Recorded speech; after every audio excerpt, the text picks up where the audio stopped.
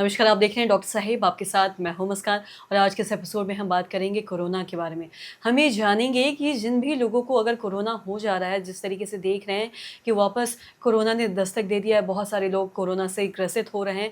तो अगर किसी के घर में किसी भी मरीज़ को कोरोना होता है, तो ऐसे में उन्हें क्या कुछ प्रिकॉशन लेना है और साथ ही साथ किन चीज़ों से बचने की ज़रूरत है, ताकि उनके घर परिवार को ना हो, उनके आस-पास के लोगों को ना हो और साथ ही वो भी जल्द से जल्द ठीक हो जाए। इसी पे तमाम जानकारी लेने के लिए आज हमारे साथ मौजूद है बिहार के जाने-माने जनरल फिजिशियन डॉक्टर दिवाकर तेजस्वी। सर नमस्कार, बहुत-बहुत स्वागत है जी, आपका। बहुत धन्यवाद मुस्कान जी। सर आपसे बात अगर हम कोरोना की करें तो जिस तरीके से देख रहे हैं कोरोना ने वापस से दस्तक दे दिया है और कई बार देखा गया था पहले कि बहुत सारे लोगों की इससे जान भी चली गई थी, क्योंकि ये एक ऐसी बीमारी जो एक दूसरे से फैलता है।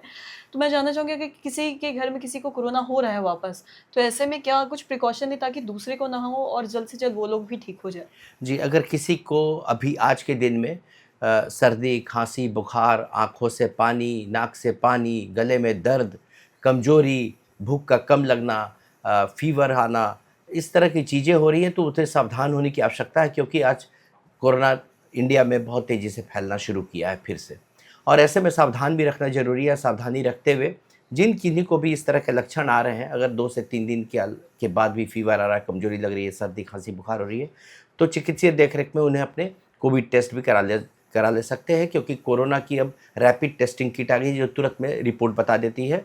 और सेल्फ टेस्टिंग भी कर सकते हैं कि आपको कोरोना है कि नहीं। और जब अगर कोरोना आ जाता है तो भी पैनिक नहीं होना, क्योंकि ये फॉर्म जो है बड़ा माइल्डर फॉर्म है जनरली।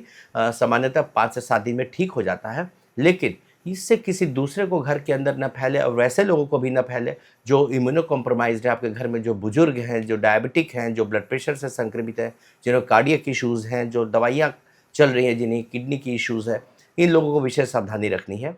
तो ऐसे में सबसे पहले तो अगर आपको कोई लक्षण आता है तो अपने को आइसोलेट कर लेना है। छोटे बच्चे को भी लक्षण आता है तो उसे स्कूल नहीं जाना है, समर कैंप में नहीं जाना है और अपने को आइसोलेट करके रखना है जब तक कि आप सिम्पटम फ्री ना हो जाए, क्योंकि ये नाक और मुंह से बहुत तेज़ी से फैल सकता है एक से दूसरे में। इसकी संक्रामकता, इन्फेक्शसनेस बहुत तेज़ी है, ये फैलने का क्षमता बहुत तेज़ी से रखता है। हालाँकि गंभीर रोग उत्पन्न करने की क्षमता कम है, तो एक से दूसरे में फैले नहीं, इसके लिए अपने को आइसोलेट कर लें। आइसोलेट करने के साथ-साथ ये भी ध्यान में रखें कि बंद कमरे में न रहें, जो वेंटिलेटेड हो, जिसमें हवादार हो, खिड़कियाँ हो, दरवाजे हों, जिससे हवा का आदान-प्रदान हो रहा हो, वैसे रूम में रहें। यदि बंद एसी कमरे में अगर आप रहते हैं और वहाँ खाँस रहे हैं, छींक रहे हैं, तो उस रूम के अंदर में, उस वातावरण में बहुत ज़्यादा कोरोना वायरस का प्रकोप हो सकता है और दूसरा व्यक्ति कभी भी उसमें एंटर करता है, तो उसे तुरंत में इन्फेक्शन होने की संभावनाएँ हो सकती हैं। तो इसे प्रिकॉशन रखना है और साथ ही साथ अपना हाथ को सैनिटाइज़ करते रहना है। हर समय हाथ को साफ रखें, साबुन से हाथ पानी धोएँ और गंदे हाथ से नाक और मुंह को न टच करें, इसका ध्यान रखें।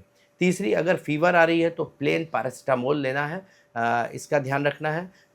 कोई अन्य दवाइयाँ अपने मन से नहीं लेनी है, अपने मन से स्टेरॉइड नहीं लेते रहना है, कोई पेन किलर नहीं लेते रहना है, केवल एक पैरासिटामोल सेफ़ दवाई है जो कि आप ले सकते हैं।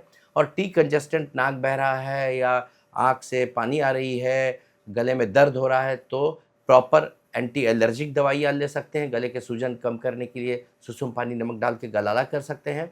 और इसके अलावे अगर आपको लगे कि हमें चेस्ट में पेन हो रहा है, साँस में तकलीफ़ हो रही है और ऑक्सीजन सैचुरेशन जब आप पल्स ऑक्सीमीटर में देख रहे हैं 92 से कम हो रहा है, तो ऐसी स्थिति में आपको चिकित्सीय सलाह लेनी है।